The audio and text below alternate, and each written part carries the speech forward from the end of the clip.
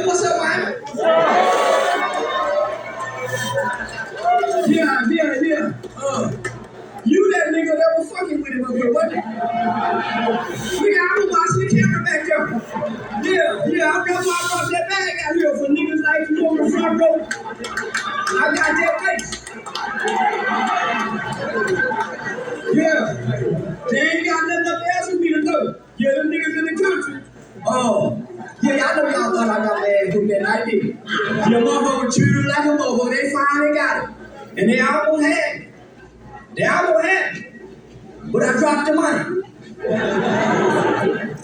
And the nigga had booked me in the country that was 2 hours outside of Houston, not far where Jay Christian from. And I ain't take nobody to Blueberry and his brother that can fight with the Big Daddy. Yo, what's going on, America and the rest of the world? Xander J. Hobson here, comedian, director and producer of boxing documentaries, and troll to those who need trolling. This is another episode of The Devil's Advocate, brought to you by the Brilliant Artist Movement. Hey, listen, I'm trying to grow the platform, so please subscribe, like this video, share it by all means, leave a comment in the comment section, because I enjoy checking out the feedback from these videos that I make, as well as exchanging opinions and points of views with you all. And he was backstage fucking with them hoes. Blueberry was on the side trying to tell me, come on, nigga. The promoter wants you to get off stage because you just said fuck mob ties and everybody's scared. Nigga, I was too. But nigga was fucking with me. And that's the whole problem with me and the internet. Niggas on the internet been fucking with me and done tricked me and then have to play comedian so these niggas don't kill me. So anyway, right? I was watching my main man Charleston White do his stand-up bit. And you know, Charleston White, he stepped right into comedy and he's doing a hell of a job. But the main reason why Charleston White is doing so well in comedy is because he's not trying to be funny. He's being relatable and he's talking about some serious topics, and in the midst of him talking about these serious topics, there's some humor there. And I got a little man syndrome. Yeah, I've been picking on big niggas since the 3rd grade, and I realized most big niggas couldn't read. Me and them big old niggas in school ain't supposed to be in our class. Y'all remember? Yeah, man, niggas ain't supposed to be in here. They got a green road. He's supposed to be in the 6th grade, we in the 3rd grade.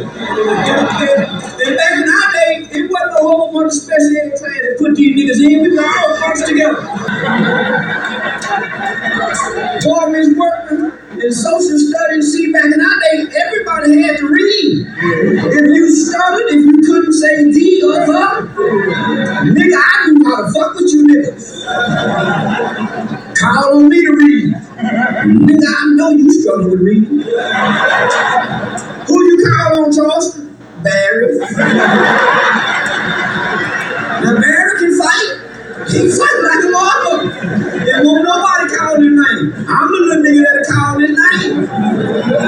Come back then. See, big nigga was clumsy. Their knees was knocked. Nigga went into the coach, showed them how to get their knees apart, the block, that them nigga knew how to really be cool and walk. Big nigga like, you know, and it was always the little nigga who led the pack. So I hit one of them niggas to take out running and run from him the whole school year. And if he can't ever catch me, who won the fight? Me. So I won a whole bunch of fights. Now, I said all that to say this, right?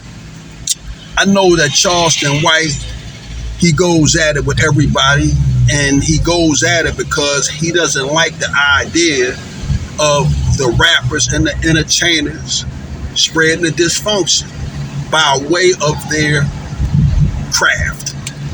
Okay? Now, I said all that to say this. One of the things that I just realized, the young people in this generation, the young men in particular, they're trying to compete with the athletes and the entertainers. When I was a young guy growing up in the 80s and the 90s, we wasn't trying to compete with the athletes and the entertainers. We just wasn't. You know, we stayed in our own lane, and our idea of coming up and getting at the bag, it was working and working overtime, working 2 jobs, and then if you was a really, really ambitious person, you might have started your own business. A cleaning business, a car detailing business. You might have started buying your own properties. You might have became a salesman. You might have started selling anything. You might have been a thief, but you came on the job and sold your merchandise. And then you had people who worked legitimate jobs and sold drugs. But at the end of the day, we wasn't trying to compete with the athletes and the entertainers. We understood that you ain't getting that kind of money, but you get at the bag the way you get at the bag, and you stay in your lane. When I was coming up, I was on pretty good terms with boxing legend Melvin Taylor and basketball player Jerome Pooh Richardson. Both of these dudes was multi-million-dollar athletes. And guess what? Guys like myself, even though I was out in the street, man, we weren't trying to go dollar for dollar with them dudes, man.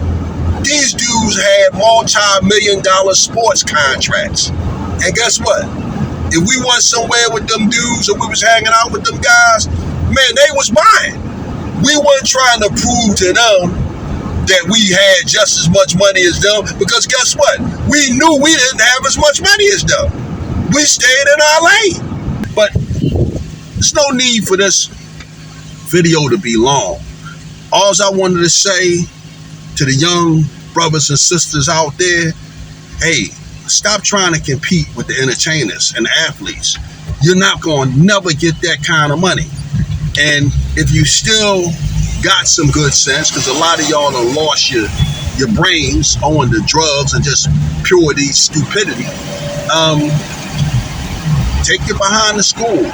Work on being entrepreneurial, because right now, as I see it in 2024, young African Americans are doing a horrible job competing with the other ethnic groups.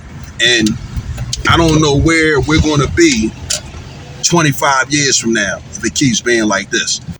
I don't like nobody. Dogs, horses, fish, roaches, worms, butterflies, ants. Nigga, I don't like nothing.